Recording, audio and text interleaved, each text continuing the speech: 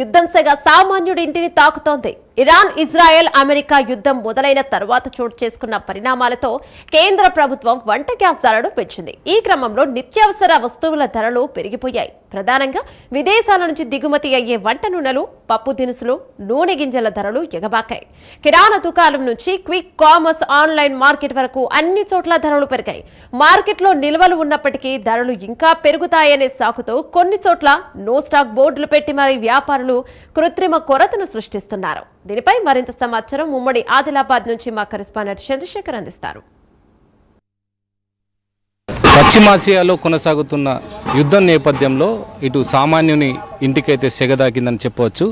దీనికి సంబంధించి Iran, Israel, America యుద్ధం నేపథ్యంలో అయితే ఇటు ముఖ్యంగా సామాన్య ప్రజలకు అదేవిధంగా నిత్యావసరాల ధరలకు ప్రభావం అయితే పడుతుంది. దీంతో ఇటు సామాన్య ప్రజలకు ముఖ్యంగా రోజు వాడే గ్యాస్ ధరలపైన కూడా ప్రభావం పడింది. ఇప్పటికి ఇటు కమర్షియల్, ఇటు డొమెస్టిక్ సిలిండర్లకు సంబంధించి దిగుమతులు తగ్గిపోవడంతో ఇటు ప్రజలైతే కొంత టెన్షన్ వాతావరణం అయితే నెలకొంది. దీనికి సంబంధించి అసలు ఏ విధంగా ఉంటుంది రానున్న రోజుల్లో ఇటు ఇరాన్, ఇజ్రాయెల్, అమెరికా యుద్ధం నేపథ్యంలో అయితే క్రూడ్ ఆయిల్కు సంబంధించిన ధరలు కూడా భారీగా పెరగడంతో అయితే ఇటు దిగుమతులు తగ్గిపోవడంతో ముఖ్యంగా గ్యాస్ ధరలకు పెరగడంతో అయితే ఇటు గ్యాస్ నియంత్రణ పైన అయితే ఇటు కమర్షియల్కు సంబంధించిన దిగుమతులు తగ్గడంతో అయితే ప్రస్తుతం హోటళ్లకు సంబంధించి ఏదైతే సప్లై ఉందో దానికి సంబంధించి ప్రస్తుతం నిలిపివేయడం జరిగింది. ప్రస్తుతం మనతోటి కొంతమంది ఉన్నారు. అని చెప్పండి, అసలు గ్యాస్ ధరలు పెరగడంతో అసలు నిత్యావసరంగా ముఖ్యంగా రోజు వాడే గ్యాస్ పైన ప్రభావం ఉంటుంది. అసలు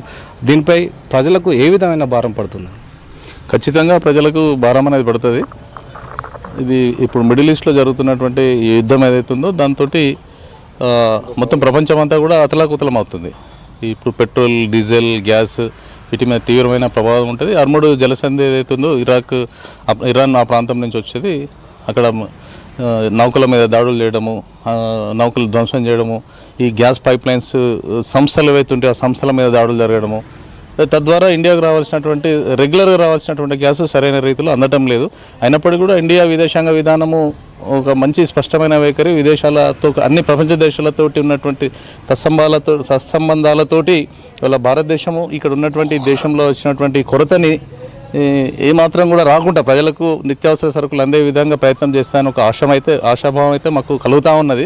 ఈ కమర్షియల్ వాటికి 180 రూపాయల ధర పెంచారు కాబట్టి ఈ ధరని కూడా మనము దీన్ని రాజకీయం చేసి ధర పెంచారని చెప్పి గగ్గోలు పడకుండా, ప్రపంచంలో యుద్ధం జరుగుతుంది, రేపు 3వ ప్రపంచ యుద్ధం కూడా వచ్చేటువంటి అవకాశాలు ఉన్నాయి. కాబట్టి దీని నుంచి మనంగా ఈ దేశం కోసము మనం కూడా కొంచెం త్యాగం చేయాలి. పెరిగిన ధరలకు అనుకూలంగా కూడా మనం కొంత భరించి ఇవాళ దేశం రాజకీయాలలో జరుగుతున్నటువంటి పెను మార్పుల్లో, ఈ విదేశాంగ విధానంలో జరుగుతున్నటువంటి మార్పులలో మన మీద పడ్డటువంటి భారాన్ని పెద్ద భారంగా చూడకుండా గ్యాస్ను పొదుపు చేసుకొని భవిష్యత్తు రోజుల్లో కూడా దీన్ని మనం వాడుకునే విధంగా, అంటే మనకు నెల రోజులు వచ్చేటువంటి సిలిండర్ని ఒక 2-3 నెలలు వచ్చే విధంగా, అదేవిధంగా మనకి ఎప్పుడంటే అప్పుడు దొరికేటువంటి గ్యాస్ని ఇవాళ 25 రోజులకు బుకింగ్ పెట్టడం అనేది కూడా ఒక విధంగా కరెక్టే. ఎందుకంటే 20 రోజుల వరకు మనకు గ్యాస్ రాదు కాబట్టి 20 రోజుల వరకు ఈ సిలిండర్ని కాపాడుకోవాలనే ఒక ఆలోచన కూడా ప్రజల్లో కలుగుతుంది. దిగుమతులు అయితే తగ్గిపోయాయి. దీనికి సంబంధించి సామాన్యుడి పైన అయితే భారం పడుతుంది.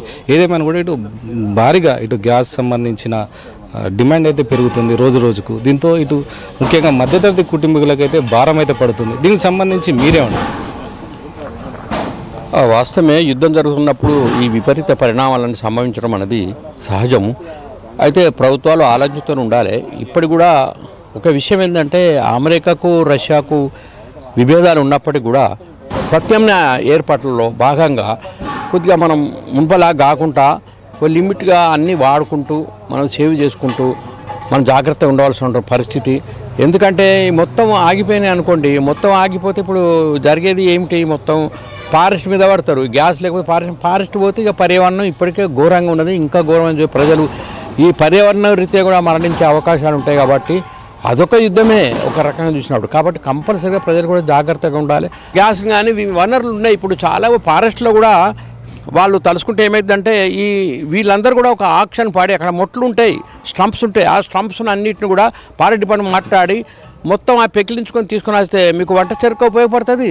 అటు ఫారెస్ట్కు ఏరియా కూడా భూమి ఏరియా కూడా వాళ్ళ క్లియరెన్స్ ఉంటుంది మొక్కలు పెట్టుకోవడానికి. ఇటువంటి ప్లాన్లతోని వాళ్ళు కూడా వ్యాపారులు కూడా సహకరించాలి ప్రభుత్వానికి, ప్రజలకు. కేవలం ప్రజలకు ఫస్ట్ ప్రయారిటీ ప్రజలకు ఇచ్చి ప్రభుత్వానికి కూడా చాలా వెసులుబాటు ఉంటుంది.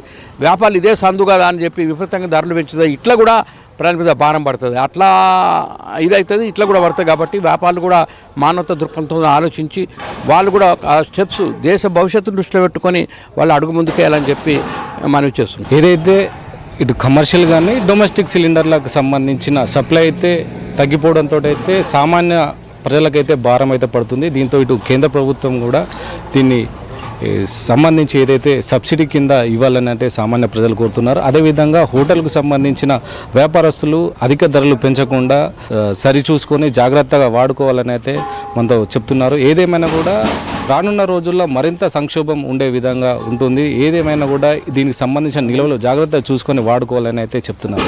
కెమెరా పర్సన్ సతీష్తో చంద్రశేఖర్, ప్రైమ్ నైన్ న్యూస్, ఉమ్మడి ఆదిలాబాద్ జిల్లా. పశ్చిమాసియాలో యుద్ధంతో దేశంలో గ్యాస్ ధర పెరిగింది. ఒక్కసారిగా సిలిండర్ పై 60 రూపాయలు పెరిగింది. గ్యాస్ బుకింగ్ పరిమితిని 21 రోజుల నుంచి 25 రోజులకు పెంచారు. గ్యాస్ నిల్వలు తగ్గుతున్నాయని ప్రచారం జరుగుతోంది. ఈ క్రమంలోనే కేంద్రం దిద్దుబాటు చర్యలను చేపట్టాలని విజయనగరం జిల్లాలో మహిళలు కోరుతున్నారు. మరింత సమాచారం మా ప్రతినిధి నాగేంద్ర ప్రసాద్ అందిస్తారు. మధ్య ప్రాచ్య దేశాల యుద్ధ ప్రభావం ఇండియాలో కూడా కనిపిస్తోంది. ప్రస్తుతం గృహ అవసరాలకు సంబంధించినప్పుడు గ్యాస్ ధరలకు కూడా ఈ యుద్ధ ప్రభావం కనిపిస్తున్నటువంటి పరిస్థితి. ప్రస్తుతం మనం విజయనగరంలో ఉన్నాం. అనేక మంది మహిళలు మనకు అందుబాటులో ఉన్నారు. ఈ యుద్ధానికి సంబంధించి వచ్చినటువంటి పరిణామాల నేపథ్యంలో గ్యాస్ ధర కూడా అందుబాటులో లేని పరిస్థితి ఉంటుందని ఒక ఆందోళన వ్యక్తం అవుతున్నటువంటి పరిస్థితి. మరి వివరాలు వాళ్ళు అడిగి తెలుసుకునే ప్రయత్నం. అమ్మ, ప్రస్తుతం అసలు యాక్చువల్గా గ్యాస్ ధర ఇప్పుడు 860 రూపాయలు ఎంత ఉంది? మీకు ఎలా, దాని మీద మీరు మీ అభిప్రాయం అంటే ఎలా? మా అభిప్రాయం అంటే గ్యాస్ ధర అప్పుడప్పుడు పెంచింది వేరా, ఇప్పుడు పెంచింది వేరా. నిన్ననే మేము గ్యాస్ బండ తీసుకుంటే 60 రూపాయలు ప్రభుత్వం పెంచితే ఇంకొక 20 రూపాయలు అదనంగా 80 రూపాయలు పెరిగింది. అంటే మేము 1000 రూపాయలు ఇస్తే 980 రూపాయలు, ఇంతకుముందు 920 రూపాయలకి గ్యాస్ వచ్చేది. కానీ ఇప్పుడు 60, 20, 80 రూపాయలు మా మీద భారం పడుతుంది. అసలు ఈ భారం పడిన తర్వాత ఇంకా అదొకటే కాకుండా గ్యాస్ ఇంతకుముందు 21 రోజు లోపు మేము బుక్ చేసుకుంటే వచ్చేది. ఇప్పుడు అదనంగా కేంద్ర ప్రభుత్వం మరొక 4 రోజులు వ్యవధి పెట్టింది. 25 రోజుల తర్వాత బండ, 25 రోజుల తర్వాత మీరు బండ ఇస్తే ఈ లోపు ఒక బండ ఉన్న వాళ్ళ పరిస్థితి ఏంటి? ఒక పక్కేమో రేటు పెంచుతాండ్రు, ఇంకొక పక్కేమో రోజులు పెంచుతాండ్రు. అంటే ప్రజలతో ఏ రకంగా ఈ కేంద్ర రాష్ట్ర ప్రభుత్వాలు ఆడుకుంటాయి అనే దానికి ఇది నిదర్శనం. కాబట్టి ఏదైతే పెంచిన రేటు ఉన్నదో గ్యాస్ పైన తగ్గించాలి. ఓన్లీ గ్యాస్ రేటు ఒకటే కాదు, ఇంకా నిత్యావసర వస్తువులు అన్నిటి మీద కూడా పెంచుతామని చెప్పేసి ఆర్థిక వ్యవస్థ చెప్తా ఉన్నది. మరి ఆ రకంగా అయినప్పుడు ఇప్పటికే రక్తహీనతతో ఉన్నటువంటి మహిళలు రాబోయే రోజులు ఇంకా రక్తహీనతని ఎదుర్కొంటారని చెప్పేసి మేము ఒక మహిళగా ఈ ప్రభుత్వాలను నిలదీస్తున్నాం. ప్రధానంగా చూసినట్టు యుద్ధ నేపథ్యంలో ధరలు కూడా పెరిగినటువంటి పరిస్థితి కనిపిస్తుంది. గ్యాస్ వినియోగం అంటే మీరు చెప్పినట్టు 21 రోజుల నుంచి 25 రోజుల వరకు బుక్ చేసే పరిస్థితి కూడా లేదు.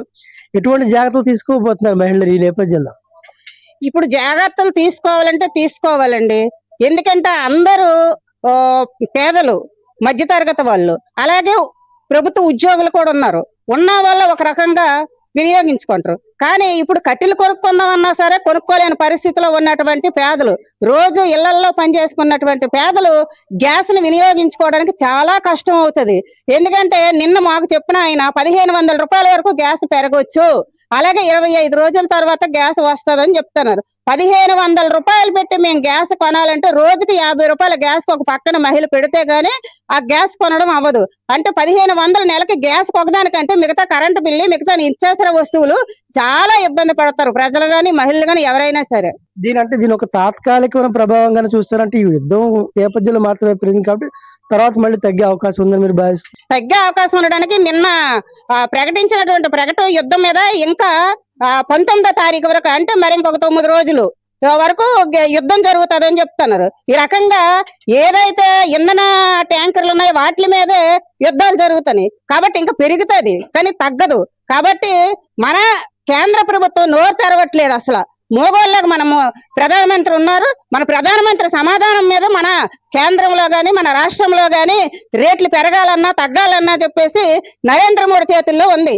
దాన్ని మన రాష్ట్ర ప్రభుత్వాలు, మన ఎంపీలు గాని ఎమ్మెల్యే గాని సమావేశాల్లోని కూడా కనీసం ప్రస్తావన తేకపోవడం అనేది సిగ్గుసేటు. ఈరోజు మహిళలు అందరూ కూడా మాకు దేవతలు అంటారు, కానీ అదే మహిళలు ఈ గ్యాస్ గాని నిత్యావసర వస్తువులు గాని ఈ యుద్ధాల వల్ల ఎదుర్కొంటున్నారు. ఇప్పుడు అమెరికా వాడు పెత్తనం ప్రతి చిన్న దేశాల మీద పడుతుంది. అసలు మనకి ప్రధాని ట్రంపా నరేంద్ర మోడీ కాబట్టి ఇది తేల్చుకుంటే రేట్లు తగ్గడానికి అవకాశం ఉంటుందని చెప్పేసి నేను ఒక గృహిణిగా మీడియా ద్వారాగా ప్రభుత్వాలకి హెచ్చరిస్తా ఉన్నాను.